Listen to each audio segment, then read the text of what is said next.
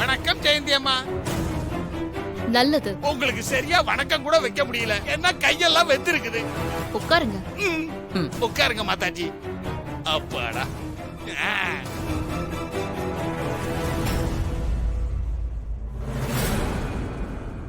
ஜெயந்தி அம்மா, ஒரு சின்ன விண்ணப்பம். என்ன விண்ணப்பம்? உங்க திருமுகத்தை தரிசிக்கிற பாக்கியத்தை எங்களுக்கு கொடுக்க கூடாதா ஜெயந்தி அம்மா? முகத்தை பார்த்து வாக்கு சொன்னா அது பலிக்காது. நீங்க எதுக்காக இங்க வந்தீங்களோ அந்த காரியம் நடக்காது. அது உங்களுக்கு பரவாயில்லையா? வேண்டாம் வேண்டாம் வேண்டாம் வேண்டாம் வேண்டாம் ஜெயந்தி அம்மா. என்ன சிஸ்டர், நான் சொல்றது கரெக்ட் தானே? ஆமாமா, எங்களுக்கு நாங்க வந்த காரியம் நல்லபடியா முடியும். நல்லது. சொல்லுங்க, உங்களுக்கு என்ன பிரச்சனை? சொல்லுங்க சொல்லுங்க. உங்க பிரச்சனையை என்கிட்ட சொன்னாதானே அதை சரி பண்ண முடியும். கரெக்ட் ஜெயந்தி அம்மா. ஏன் தயங்கிக்கிட்ட? நம்ம ஜெயந்தி அம்மா தானே, தைரியமா சொல்லுங்க. என்ன தயக்கம்? அது ஒண்ணு இல்லம்மா, செத்து போன ஒரு ஆத்மா இன்னொரு உடம்புக்குள்ள இருக்கு. அந்த ஆத்மாவை அந்த உடம்புக்குள்ள இருந்து பிரிக்கணும். ஆமா, புடுங்கணும்.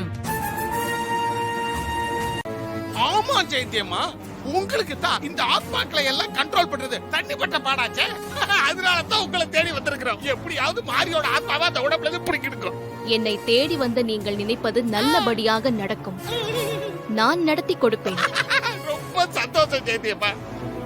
ஆனால் அதற்கு ஒரு விஷயத்தை நன்றாக ஞாபகம் வைத்துக் கொள்ளுங்கள். என்ன விஷயமா? அது சொல்லுங்க. எப்படி டாக்டர் கிட்டயும் வக்கீலுங்க கிட்டயும் பொய் சொல்லக்கூடாதோ அதே போல என்கிட்டயும் நீங்க பொய் சொல்லக்கூடாது.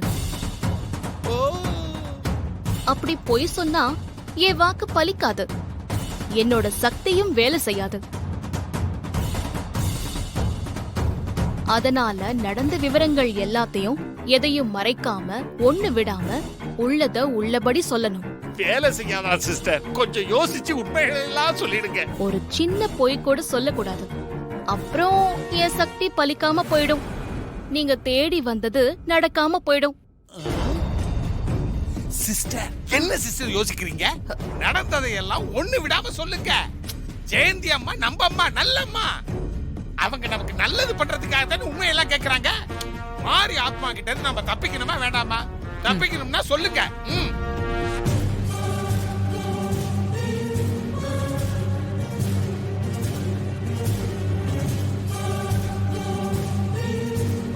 என்ன அமைதியா இருக்கீங்க? நடந்த எல்லாத்தையும் மறைக்காம சொல்லுங்க. இப்ப சொல்றேன் ஜெயந்தியம்மா. அது வேற ஒண்ணு இல்ல ஜெயந்தியம்மா. எங்க சிஸ்டர் செய்த தவறுகள் ஒன்றா ரெண்டா ஏகப்பட்டது இருக்குது. அதுல எதையும் விட்டுறக்கூடாது பாருங்க. அதான் எங்க சிஸ்டர் யோசனை பண்ணிட்டு